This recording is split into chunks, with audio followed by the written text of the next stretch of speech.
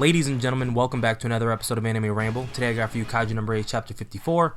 What is going on? Well, if you remember where we left off from Chapter 53, we lost the Director General. Isao Shinomiya, he is gone. Kaiju No.9 defeated him, took his body, did the Kaiju fusion process, something we still know very little about, but that might be coming in a future video. After having taken his body, the First Division, Narumi, Kikoru, and Kafka, they all show up. They fight him, they lose. Number 9 escapes with Isao Shinomiya's body and leaves them off on these words: "The next time I show up, I will usher in the new Kaiju Era."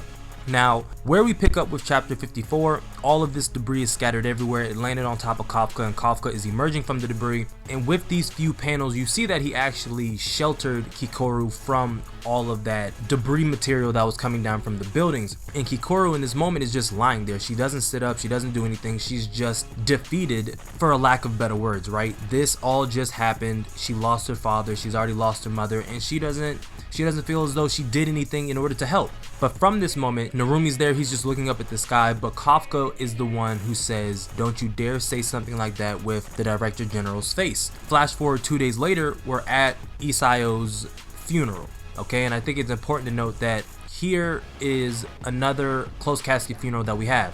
And we had the exact same thing happen with his wife Hikari, but we never actually saw how Hikari died. The news reports that are reporting on this entire situation that has happened, while yes, they're being truthful to an extent, they're not telling the full truth. Yes, Isao Shinomiya died, but technically his body's still active and was taken over by a kaiju, and we let it escape. They're not going to report that. And I take this back to the earlier chapters. I think in the early 20s of this series, the Defense Force has came out and said that they cover up and suppress information. So even through all of this like grim and sad information, shout out my boy Grim Saber, hope all is well.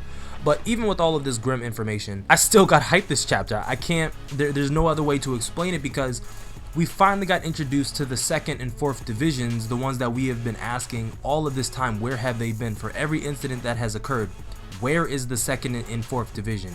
And for a smaller time we were asking about the 1st division, but we're introduced to the 2nd division, what looks to be their captain, in the 4th division, and the same thing for them as well. We also get shots of Mina and Hoshina and Reno and everybody from the 3rd division that have been away secretly training with other top recruits. They have been everybody has been called back for this funeral, and it's just this massive amount of emotions that's being poured over the entire scene. You see the volley of rounds that are going off for the Director General. Every division is volleying these rounds. You started with the 1st division. There's some counting errors there. I kind of get why they did it, because you wanted the 2nd and 4th division to be, you know, have this presentation. You probably should have did it at some other point, but the 1st division, they sound off their volleys. The 3rd division, they volley. 2nd division goes. 4th division goes. The division captains, at least from what I'm looking at, look like complete badasses. The 2nd division captain, he's not with the shits, okay? He's sad, but he looks like he's sad like, yo, we're gonna get this revenge, we're going after them, what do we have to do? So I can see possibly Kikoru and Kafka potentially learning a little bit from them. But let's continue with the chapter review, because there is one person who has not been present this entire time, and that person is Kikoru. Kikoru was up in her father's office, the Director General's office, sitting at the desk, just sad, defeated, and with her head down. And you have Narumi, who has to come up to her at this moment just to check on her, just to see how she is. And she apologizes for not attending funeral, but she says that she will mourn, she will grieve when the creature that was responsible for this is destroyed. When the 1st division takes its head, then she will mourn properly. And she apologizes for that, but Narumi, being the person that he is, he sits there and he says, "Look, I'll excuse you for missing the service," which is in and of itself a really big deal. Despite Isao being her father, he was the Director General of the Defense Force. That commands a high level of respect, especially from an officer. But he says that he'll excuse it if she shows him overwhelming strength and results. He also says that because she wants to get stronger, she has this moment where she just breaks down and she was like, "I want to be stronger. I wasn't there to do anything. I couldn't save anyone, not her mom, not her father. She saved the civilians, but you know what I mean? This was the foundation for why she wanted to join the Defense Force, why she wanted to get stronger." And Narumi looks at her in this moment of her just, you know, complete vulnerability and says, "Look, I will drill everything that your father, the Director General, drilled into me to make me the strongest in the Defense Force. I'm going to drill that into you, and your strength will only be rivaled that of my own." disregards Kafka completely, right? Doesn't factor him in at all. Narumi in this moment says, I am the strongest the Defense Force has to offer. You will be my second strongest. We're going to take this entire nation over, and we're going to make it completely safe for any and everybody to live in. She agrees. He walks away. Now this is where things get even more interesting. This chapter took me through a range of emotions. I'm sad, I'm depressed, I'm hype, I'm excited, and now I am confused and worried because I mentioned this a couple chapters ago with the whole kaiju taking over a human body, and what you see is actually really alarming because with Kafka there on page 24, if I'm not mistaken, he's eavesdropping on the conversation that Narumi and Kikoru are having. At the end of the conversation, he's walking away and he vows that he is going to take responsibility for everything that has just happened, and he promises that he's going to eliminate Kaiju number 9. What you notice is that when he takes his glove off, or rather when he puts his glove on, his knuckles on his hand is still in his kaiju form. He wasn't able to completely revert back to his human form, and that's left permanently there, which brings into question this aspect that I had in my mind of a slow takeover. Okay, we're 54 chapters in and nobody has really decided to run scientific experiments on Kafka to see what the actual effects that having a kaiju inside of your body will take on you, right? There are no studies that they've ran for the scientific effects of what happens each and every single time he chooses to transform into a kaiju. It's possible that every time he does transform, he loses a little piece of himself. Now, all of this is speculation because they haven't actually looked into any of it, but I think that we can get a solid grasp and we can give a solid theory as to what is happening with Kafka right now and what is going to happen in the foreseeable future if they don't get a grasp and a handle on this inability of Kafka to prevent himself from transforming or completely transform back after going Kaiju number 8. We know he can lose control, and we know that number 8 can take over whenever he wants.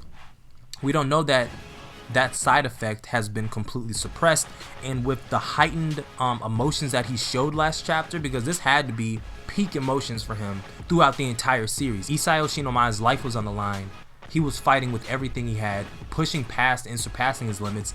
It was the first time that he transformed after having lost control, so I think that needs to be looked into a little bit more, because if this becomes a situation of him every time he transforms from here on out, he can't revert a little bit more of himself back into human. Like if he transforms again, it might not just be a knuckle this time, it might be his entire hand. He has to get a grasp on this entire situation, and he needs the scientist people's help in order to achieve that result. But what this could mean in the future is that he won't be able to transform every single time he fights, which goes back to me saying he needs to get a hold of a numbered weapon. All of them need to get a hold of a numbered weapon, starting with Kikoru, because her axe was destroyed, which brings up a really big question. Could they have taken down number 9 if Kikoru had her axe? I'm gonna go on a limb and say yes. I'm remembering when Kikoru went to help Hoshina with Kaiju number 10, and even though she was not actually doing much of anything, right? She was helping, but she wasn't helping to the extent that Hoshina was actually doing the work. She was cutting, she was distracting, and that was enough for Hoshina to really make a move, get an opening, and for Kafka to eventually finish the entire situation off. Anyway, I think this is the perfect time for Kikoru to be introduced to Hikari's axe weapon. Maybe not the full suit of armor, definitely the axe. Narumi, kind of a similar boat. Even though he has the eyes of Kaiju number 1, you cannot get me to believe that the only weapon that they made of Kaiju number 1 was a set of eyes. No, I think there's a physical weapon that has to go along with the number 1 numbered weapon, because the bayonet that he's using, while yes, it's amazing, it's strong, and it survives a lot of blasts, it's just not enough. It's not. He needs a numbered weapon, especially now as the strongest that the Defense Force has to offer now that the Director General is gone. Kafka, please give this man numbered weapon 6, okay? I'm really nervous to see what is going to happen if he continues to transform, and the fact that he's not telling anybody, and the fact that the scientist people have no intentions of running these experiments themselves on the very first humanoid Kaiju weapon that they have that's willing to work with them. It's just confusing. A lot of stuff is being set up. Hopefully these things come to fruition, but I have rambled on long enough. If you made it to the end, thank you. If you are new, go plus ultra and smash that subscribe button. Let me know you rock with the content that I put out on the channel. Like the video if you like the video, dislike the video if you dislike the video. Comment on the video your thoughts about what you think is going to happen, what is going on with Kafka, his inability to revert back to his previous state. Should they be running tests and monitoring him more? I think they should. There's really no reason not to, especially with a foreign body, a foreign entity. But that's all I got. Subscribe if you're brand new, and like always, until next time, I'm out.